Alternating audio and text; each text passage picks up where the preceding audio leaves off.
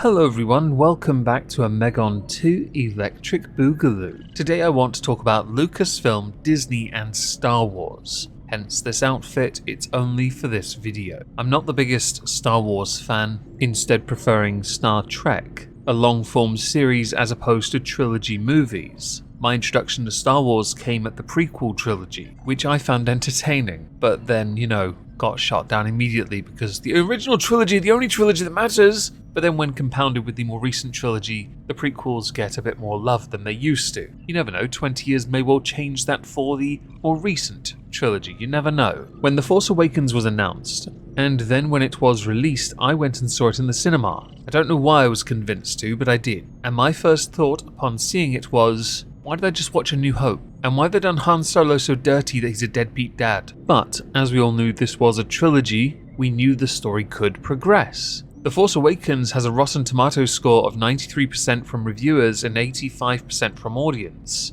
No doubt, they bombed that down to 85% everyone. When The Last Jedi came out, it was mocked to high heaven by the audience because it was nothing more than Star Wars, the Mary Sue edition, which is exactly what it was. So desperate to make a story with a strong female lead, they had to bring Yoda back to say she doesn't need the books because she knows it all already.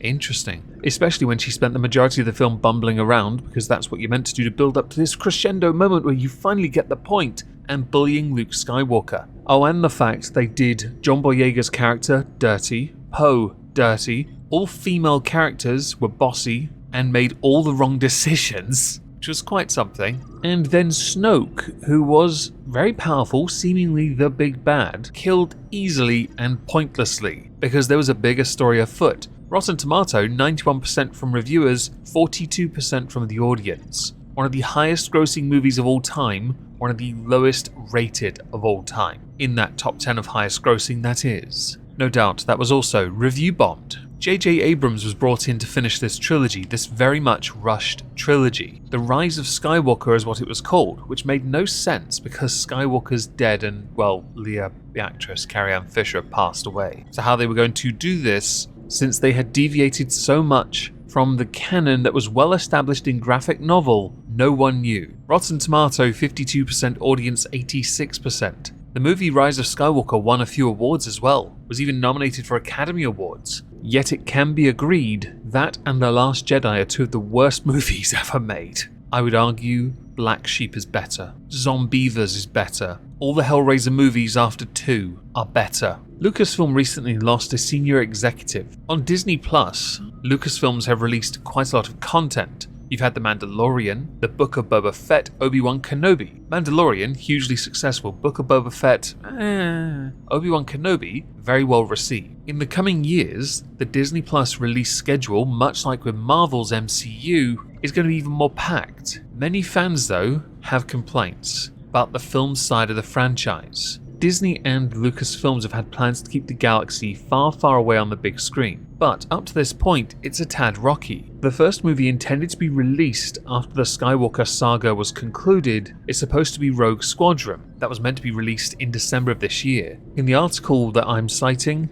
it appears to have been scrapped from Disney's release schedule in September. Lucasfilm's Michelle Rejwan stepped down from the SVP position, Senior Vice President of the Live Action Development and Production. She'd been there since 2019, so not very long. If you don't know who she is, she was a producer on The Force Awakens and The Rise of Skywalker. Her stepping away is considered an important note that every Star Wars film announced while she was SVP has not moved past the development stage. That includes Rogue Squadron. So whether or not this is a good thing or not, no one can be sure. But what we do know is, in a future article, that there might be some worries from Lucasfilms about the next Star Wars movies they make because they're having to admit some cold, harsh realities. Not only were a number of actors done dirty in the newer trilogy, but that trilogy was rushed, the story was clunky, changing, by the way, the story from what it was planned to be to what it then became from 2 to 3 made no sense.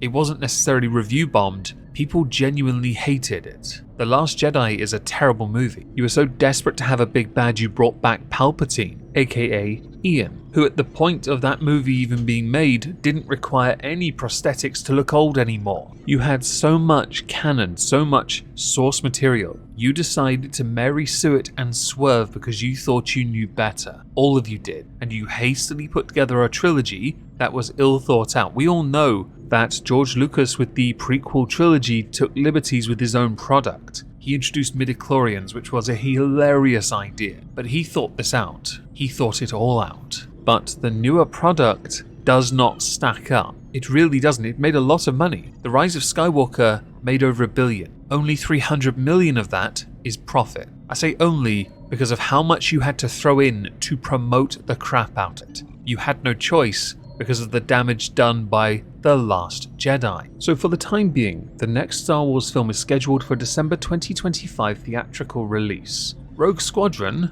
instead was shelved. Given the current trend at Lucasfilm, the odds of a movie being ready in 3 years' time almost seems like an impossibility. It's been abundantly clear for years that internal turmoil has stalled the film development process for the company since the completion of the sequel trilogy. This was confirmed last week when Michelle Rejwan was demoted. I thought she stood down. Now 3 years removed from the last silver screen experience, Star Wars fans are itching to get back into theaters for a journey into the galaxy far, far away. That time is still a few years away, at best, and it's not one that Lucasfilm is particularly looking forward to. With so much riding on the next theatrical title, Lucasfilm executives are actually worried about the franchise's next steps. You know what might help them? If they pretend the sequel trilogy never happened, and instead run with the original story they could have gone with. Puck industry insider Matthew Belloni reported that Lucasfilm's grueling development time for the next Star Wars film is the result of a culture of fear and indecision among company executives. Lucasfilm's internal mantra for new movies is getting it right, an attitude formed after the sequel trilogy's development and production. The company internally acknowledges that the sequels were rushed to meet aggressive release dates. I'd like you all to, if you can, imagine my shock at these words. The resulting trilogy was something Lucasfilm president Kathleen Kennedy elected to play safe, choosing fan service and franchise management over creative swings. That may well have been where one of the major problems lied. Lip service and nostalgia isn't going to really help you. It doesn't help with many of the reboots, in fact. From jettisoning most of original writer Michael Arndt's ideas and essentially remaking A New Hope with The Force Awakens, to freaking out and bringing back J.J. Abrams and the villainous Emperor of Rise of Skywalker, after some fans complained about Johnson's mythology-busting choices in The Last Jedi, choices that Kennedy had enthusiastically supported right up until she didn't. If memory serves with what George Lucas had planned for the sequel trilogy, they really did shit on it. Or potentially eat it, poop it out, go get themselves a cheeky Nando's, and then dump on the dump. Most important is that the next film is rooted in what fans love about Star Wars, and the need for higher quality can't be overstated. Kennedy is looking to usher in a new era of Star Wars, but Lucasfilm's fears come from having to be bold and outdo itself. Disney essentially has to reintroduce Star Wars while Star Wars is also constantly on television. This is a very tough task, or a very big hole she has dug for herself, depending on your perspective, far tougher than simply saying yes to these D+ series. You know your movies suck when TV series like The Mandalorian and Andor and Kenobi annihilate your movies. In reception, response, story depth, it actually worked. Perhaps the future of Star Wars isn't in movies, because let's not forget here, the original trilogy is vaunted, legendary in status on a pedestal like no other. The prequel trilogy, nowhere near it, but still above that of the sequel trilogy. The moral of the story should always be quality over quantity. Yet with Star Wars TV series, you can get quantity and quality when someone actually cares about what they're doing. And with the movies, they didn't care about what they were doing. They knew damn well all they had to do was put out a Star Wars movie and they'd make bank on it, in turn betraying the fans. Because no doubt they were so desperate to create additional merch where they would make all their money, much of which, by the way, went straight into the bargain bin when it was released, the movies from the sequel trilogy that is. you've got more chance of seeing a Jar Jar Binks statue as a collectible than you have of Rey Palpatine Skywalker. And the only way Disney, Lucasfilms, and anyone else involved can make it better, rather than just another add-on to the Disney experience when you go to their theme parks, the only way they can make it better is if they actually bother to make a story the fans want to see. And then build on that. You can push forward with your own ideas, but you need the core base to be as solid as possible, like a good foundation. And admitting that you cocked this up, which is what this article does, admitting you cocked it up every step of the way, is a good step in the right direction, don't you think?